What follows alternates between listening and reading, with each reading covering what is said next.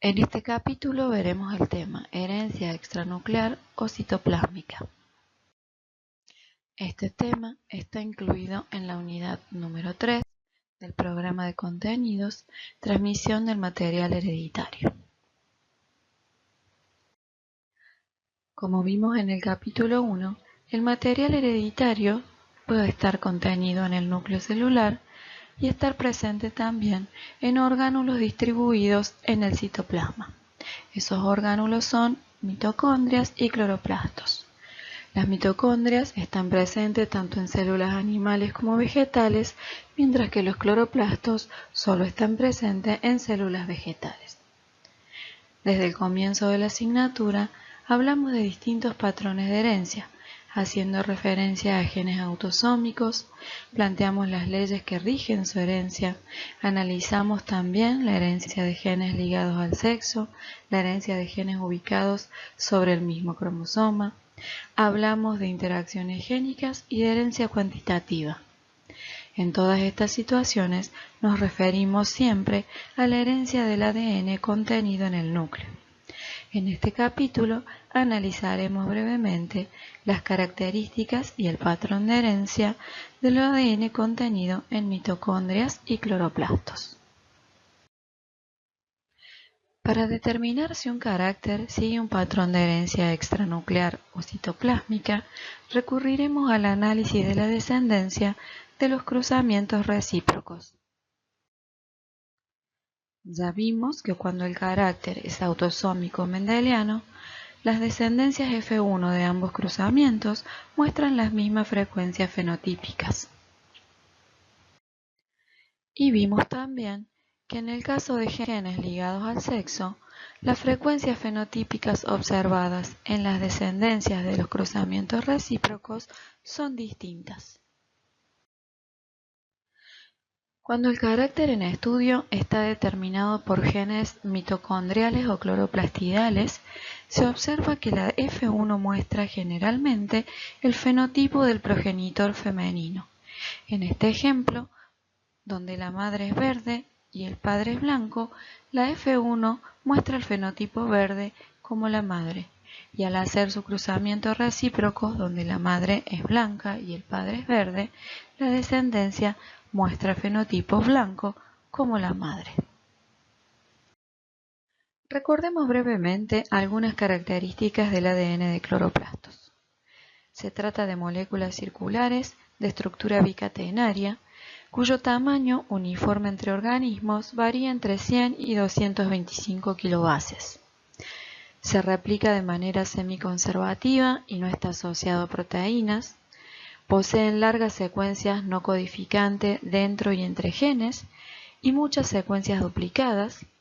Poseen además genes específicos de la función fotosintética y en determinadas situaciones los genes de cloroplastos actúan en interdependencia con genes nucleares. A modo de ejemplo, en esta figura se muestra el mapa genético de una molécula de ADN cloroplastidal de tabaco. En cuanto al ADN mitocondrial, podemos mencionar las siguientes características. Las moléculas de ADN mitocondrial pueden ser circulares o lineales, también de estructura bicatenaria. Su tamaño varía mucho entre organismos, desde 16 a 367 kilobases, se replica de manera semiconservativa y no está asociado a proteínas, y a diferencia del ADN de cloroplastos, no poseen intrones ni secuencias espaciadoras intergénicas y los genes duplicados son raros. Finalmente, en determinadas situaciones, los genes mitocondriales pueden actuar en interdependencia con los genes nucleares. A modo de ejemplo, en esta figura se muestra una molécula de ADN mitocondrial de humanos. Como ya vimos, los genes nucleares segregan durante la meiosis al producir las gametas y el cigoto resultante de la fecundación recibe la misma cantidad de información de cada uno de sus padres. Los genes de mitocondrias y cloroplastos, en cambio, segregan durante la mitosis cuando se produce la distribución al azar de los orgánulos celulares. Generalmente, el aporte citoplásmico del gameto masculino es muy pequeño y las mitocondrias y cloroplastos llegan al cigoto por vía materna. Es decir, que los genes extranucleares se heredan casi exclusivamente de la madre. Es por esto que la herencia extranuclear se conoce también como herencia materna. Como acabamos de ver, la segregación de los orgánulos se produce durante la mitosis. Así, en una célula heteroplásmica, es decir, una célula que posee orgánulos con diferentes moléculas de ADN, estos orgánulos segregarán al azar. Como resultado de esa segregación, obtendremos células homoplásmicas, es decir, con orgánulos que poseen el mismo tipo de ADN, y heteroplásmicas, es decir, células que poseen orgánulos con diferentes moléculas de ADN. Correns estudió la herencia cloroplastidal en la especie Mirabilis jalapa, que suele presentar ramas con hojas de color verde, blanco y variegado. Al realizar los cruzamientos entre ramas masculinas y femeninas con distintos fenotipos, observó los fenotipos que se obtenían en las descendencias. Así, vio que al utilizar como madre una planta de ramas blancas, independientemente del fenotipo de la rama dadora de polen, sea blanca, verde o variegada, la descendencia tenía ramas blancas.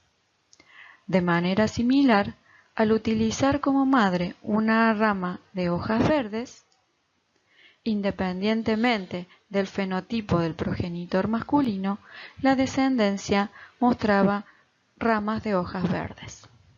Finalmente, al utilizar como madre una planta de ramas variegadas, nuevamente en la descendencia aparecieron plantas blancas, verdes y variegadas independientemente del fenotipo del progenitor masculino. Concluyó entonces que para este carácter el fenotipo está determinado por el progenitor femenino y que la influencia del progenitor masculino es prácticamente despreciable. Otro carácter de herencia citoplásmica, en este caso mitocondrial, es la machoesterilidad o androesterilidad en plantas. La androesterilidad es la incapacidad de un individuo de producir gametas masculinas viables, y esta condición está determinada genéticamente. La androesterilidad puede ser génica, citoplásmica o citoplásmico-génica. Tanto la androesterilidad citoplásmica como citoplásmico-génica involucra genes mitocondriales, y esta condición tiene gran utilidad en la obtención de híbridos. La androesterilidad génica está determinada por genes nucleares, mendelianos, es generalmente monogénica y recesiva, es decir, que está controlada por un solo gen y se expresa en homocigosis recesiva. Así, los individuos homocigotas dominantes y los individuos heterocigotas serán capaces de producir polen viable, mientras que los individuos homocigotas recesivos serán androestériles. La androesterilidad citoplásmica está determinada por genes mitocondriales, sin interdependencia con genes nucleares, por lo que la descendencia de una planta androestéril será siempre androestéril y podrá ser utilizada como planta madre. Como se muestra en este esquema, una planta con citoplasma normal es una planta androfértil, es decir, capaz de producir polen, por lo tanto puede ser utilizada como padre, mientras que las líneas con citoplasma estéril serán androestéril y por lo tanto podrán ser utilizadas como progenitor femenino. Dado que el citoplasma se hereda de la madre, los descendientes de este cruzamiento heredarán el citoplasma estéril de la línea B, por lo tanto, esta descendencia F1 será androestéril también. Finalmente, la androesterilidad citoplásmico-génica está determinada por la interacción entre genes mitocondriales responsables de determinar la androesterilidad y un gen nuclear restaurador de la fertilidad. En este caso, la descendencia de una planta androestéril no necesariamente será androestéril también.